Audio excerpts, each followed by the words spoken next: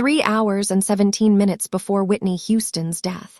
The phone in Cissy Houston's New Jersey home rang with the specific ringtone she had set for her daughter. But when Cissy picked up, what she heard in Whitney's voice made her blood run cold. It wasn't the slurred speech she had heard too many times before. It wasn't the defensive anger or the desperate cheerfulness. It was something far worse. It was resignation.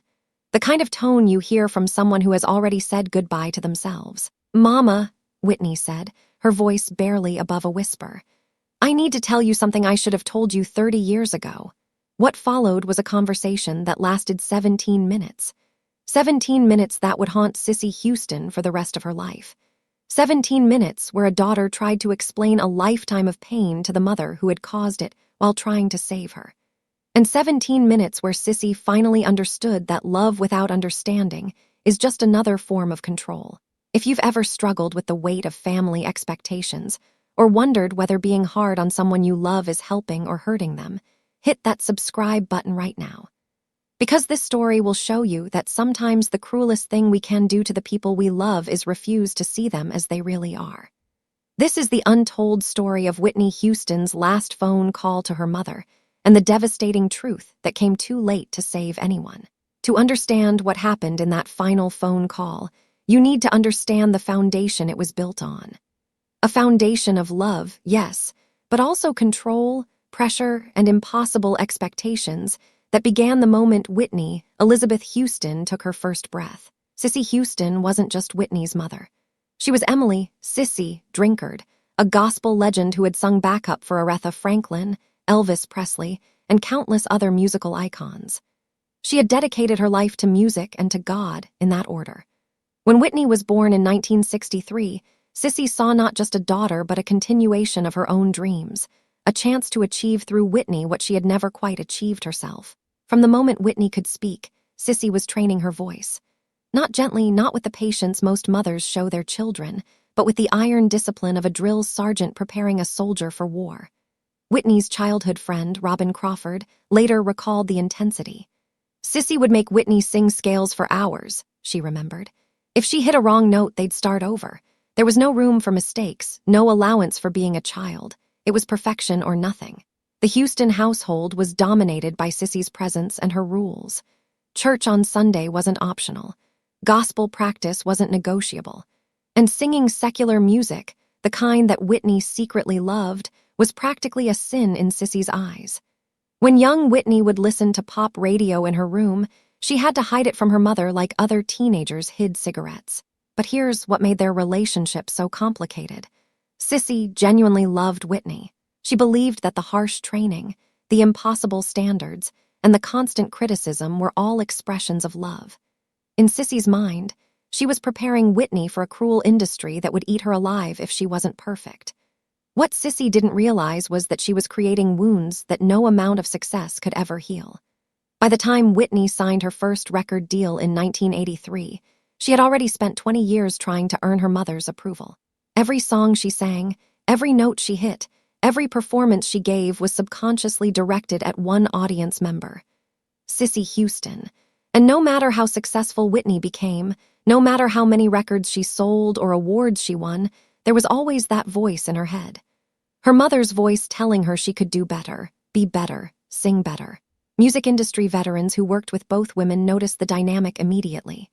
Clive Davis, Whitney's longtime producer and mentor, once said that watching Whitney perform in front of Cissy was like watching a child desperate for her mother's smile. No matter how flawless the performance, he recalled, Whitney would immediately look to Cissy for validation, and Cissy, with her gospel singer's discipline, would simply nod. Never gush, never overflow with pride, just nod. This created a hunger in Whitney that nothing could satisfy. Not the 7 consecutive #1 singles, not the 200 million records sold worldwide, not the movie stardom or the historic achievements. Because the one person whose approval she craved most, the one person who could fill that emptiness inside her, was the person who had created it in the first place. The breaking point in their relationship came in 1992, though neither of them recognized it at the time. Whitney had just married Bobby Brown, a relationship that Cissy opposed with every fiber of her being. Not because Bobby was a bad person, but because he represented everything Cissy had tried to protect Whitney from. He was from the streets, he had a troubled past, and worst of all, he encouraged Whitney to be herself rather than the perfect image Cissy had spent decades crafting. When Whitney married Bobby, something in her changed, said Whitney's longtime makeup artist and friend, Ellen Lavar. For the first time in her life, she had someone who accepted her completely, flaws and all, and that terrified Cissy because it meant she was losing control. The phone calls between mother and daughter became increasingly tense. Cissy would call to check on Whitney, but every conversation would devolve into criticism. "Why are you letting yourself go? Why aren't you in the studio? Why are you choosing him over your career?" The subtext was always the same. "Why are you choosing yourself over what I need you to be?" Whitney, exhausted from years of trying to be perfect, started to pull away. The calls became less frequent. Then came the drugs. What started as occasional marijuana use to cope with stress escalated to cocaine and eventually crack. And with the drugs came the shame, the hiding, and the distance from her mother who represented everything Whitney was failing to be. But here's the tragedy that neither of them understood until it was too late. They were mirrors of each other. Cissy had her own demons, her own perfectionism, her own fear of vulnerability. She had raised Whitney the only way she knew how, with the same harsh discipline her own mother had used. It was generational trauma disguised as love, pain passed down like a family heirloom that nobody wanted but everyone kept. By the early 2000s, Whitney's addiction was no longer a secret. The world watched as the greatest voice of a generation deteriorated. Tabloids published photos of a gaunt, hollow-eyed woman who barely resembled the radiant beauty who had once sung the national anthem at the Super Bowl. And through it all, Cissy watched helplessly as her daughter destroyed herself. Cissy tried interventions, tough love, and ultimatums. She would show up at Whitney's door unannounced, demanding that Whitney get help. But every attempt was filtered through the same dynamic that had defined their relationship from the beginning. Control disguised as concern. Fear disguised as firmness. And Whitney, who had spent her entire life trying to escape that control, pushed back harder with each attempt. "The saddest thing about their relationship," said B.B. Winans, a family friend who witnessed many of their interactions, "was that they both wanted the same thing. They both wanted to be close, but neither of them knew how to bridge the gap that had grown between them." In 2009, Whitney attempted a comeback. She had gotten clean, or so everyone hoped. She released a new album and embarked on a tour. Cissy was cautiously optimistic, though she couldn't quite let herself believe that her daughter had finally overcome her demons. The habits of criticism and skepticism were too deeply ingrained. When Whitney's voice showed signs of the damage years of drug use had caused, Cissy's first response wasn't compassion. It was disappointment. "She could have been the greatest ever," Cissy told a friend after hearing Whitney's struggling vocals. "If only she had taken better care of herself." The words were spoken with love, or what Cissy believed was love. But what Whitney heard when those words got back to her was the same message she had heard her entire life. "You're not good enough. You've disappointed me. You've failed." By February 2012, Whitney was in Los Angeles preparing for Clive Davis's annual pre-Grammy party. She was scheduled to perform, a chance to show the world that she still had it. But those close to her could see the signs. The erratic behavior, the mood swings, the old patterns creeping back. Whitney was using again, though she was hiding it better than before. On February 9th, 2 days before her death, Whitney called her mother. It was a strange conversation, according to Cissy's later recollections. Whitney seemed simultaneously agitated and nostalgic, angry and loving. She talked about her childhood, about gospel music, about the early days before the fame. It was as if she was trying to reconnect with something she had lost, a time when singing had been pure joy rather than a burden of expectation. Cissy, uncomfortable with such emotional vulnerability, tried to steer the conversation to practical matters. "Are you ready for the party? Have you been practicing? Are you taking care of your voice?" Whitney's responses grew shorter, more distant. The wall was going back up. They ended the call with terse "I love yous" that felt more like obligations than expressions of genuine feeling. And then came February 11th, the day everything ended. Whitney spent the morning at the Beverly Hilton Hotel, where she was staying. She seemed upbeat to some, distracted to others. She rehearsed briefly, her voice showing the strain of years of abuse. But she was determined to perform that night, to prove to everyone, especially to her mother, that she was still Whitney Houston. At 3:07 p.m. Pacific Time, 6:07 p.m. in New Jersey, Whitney called her mother. Cissy almost didn't answer. She was tired of the roller coaster, tired of the hope followed by disappointment, tired of loving someone so fiercely while watching them self-destruct. But something made her pick up the phone. Maybe intuition, maybe just habit. "Mama," Whitney said, "I need to tell you something I should have told you 30 years ago." Cissy immediately went on alert. Whitney's voice had that quality again, that resigned calmness that was somehow more frightening than anger or desperation. "What is it, baby?" Cissy asked, trying to keep her own voice steady. "I need you to know that I love you," Whitney began. "I've always loved you, but I also need you to know that I've spent my entire life trying to be good enough for you. And I'm so tired, Mama. I'm so tired of trying." Cissy felt her throat tighten. This was different from their usual conversations. There was no defensiveness in Whitney's voice, no anger, just a deep, profound exhaustion. "Whitney, you don't need to try to be good enough. You are good enough. You've always been good enough." But Whitney continued as if she hadn't heard. "Do you remember when I was 8 years old and I sang my first solo at church? 'Guide me, O thou great Jehovah.'" Cissy remembered. How could she forget? Whitney's voice had filled that church with such power and purity that people had wept. It was the moment Cissy had known her daughter was special, destined for greatness. "I remember looking at you while I was singing," Whitney said, her voice breaking slightly. "And you were crying, but you weren't smiling. Even then, even when I was perfect, it wasn't enough to make you smile. And I spent the rest of my life trying to figure out what would make you smile at me like that." The words hit Cissy like a physical blow. She wanted to protest, to explain that she had been crying from pride, from overwhelming love. But something in Whitney's tone told her to stay quiet, to let her daughter finally say what she needed to say. "I understand now that you were trying to protect me," Whitney continued. "You saw how hard this industry was, and you wanted to make me strong enough to survive it. But Mama, what you made me was someone who was never at peace. Someone who could sell 200 million records and still feel like a failure. Someone who could have the whole world's love but never feel loved." Cissy found her voice, though it was shaking. "Baby, I did love you. I do love you. Everything I did was because I loved you."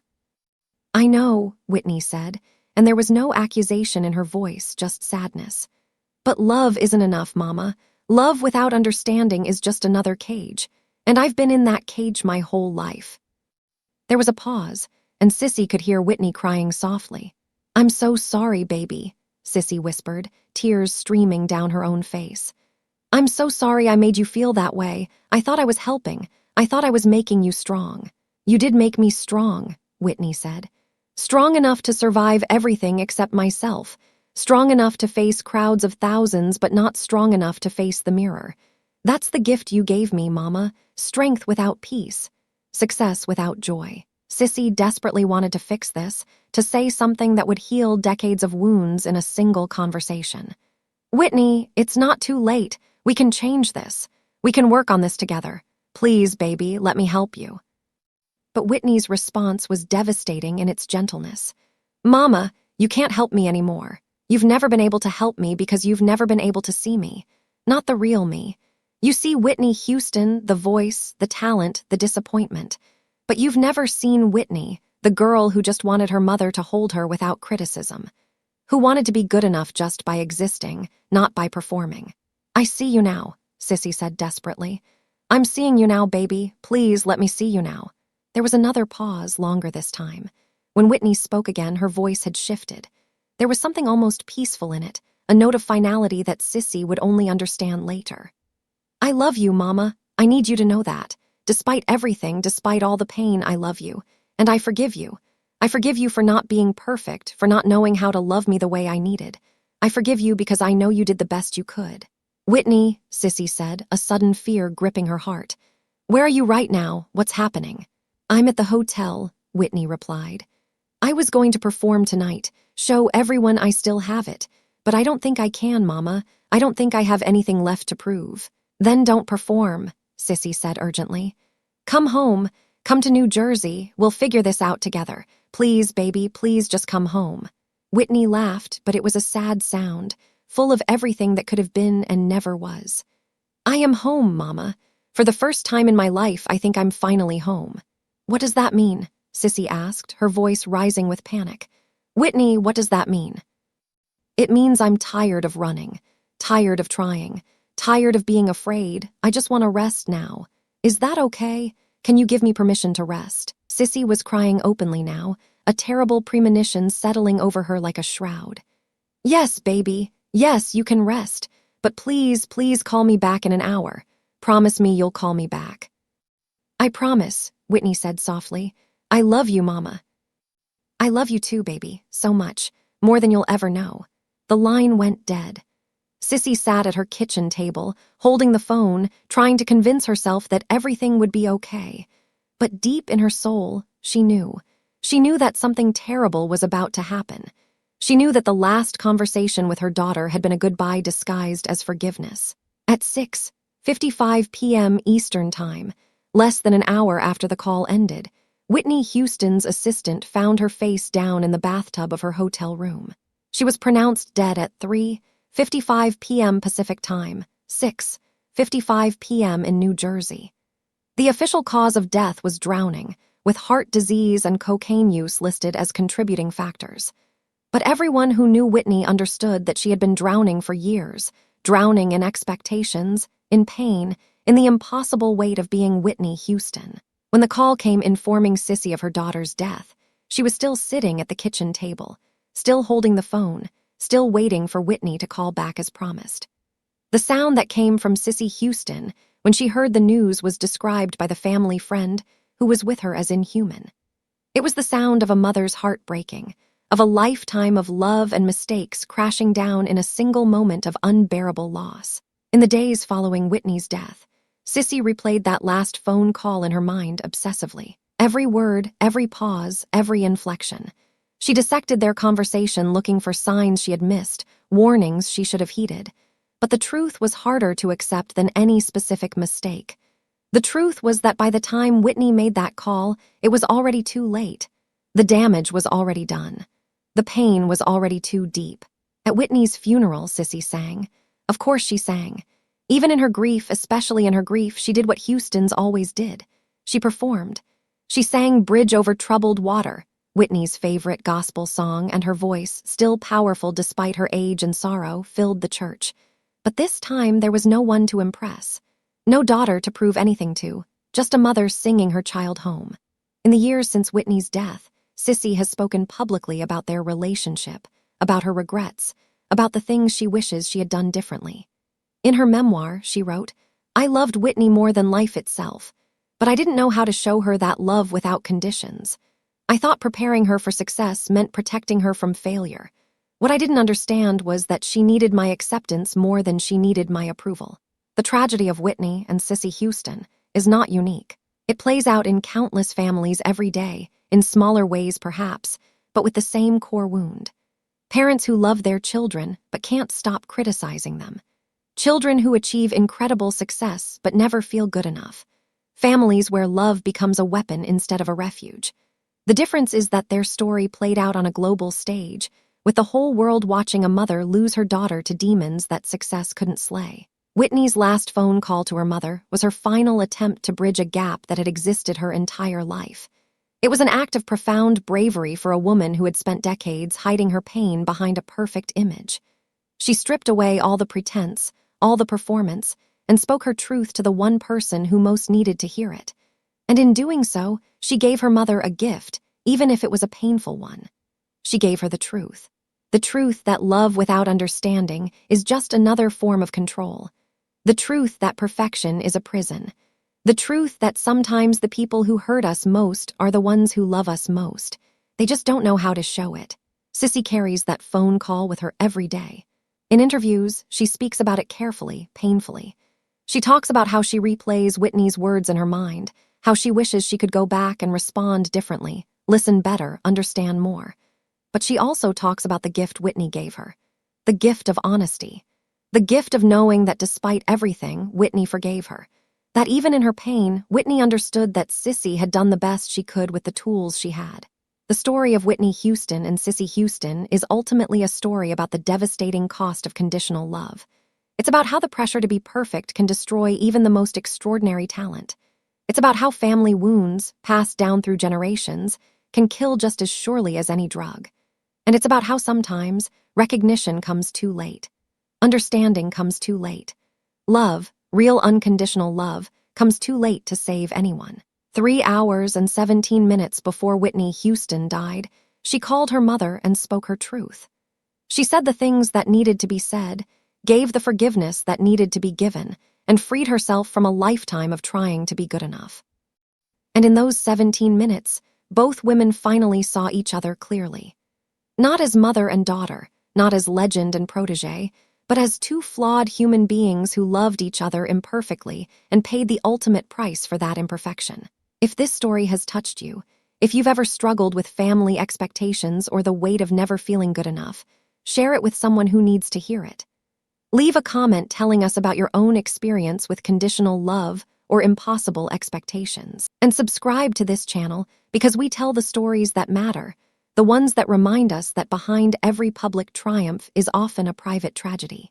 Whitney Houston's voice silenced too soon, but her final words to her mother echo still, a reminder that love without understanding is not enough. That perfection is an illusion. And that sometimes the bravest thing we can do is tell our truth, even when it's too late to change the ending.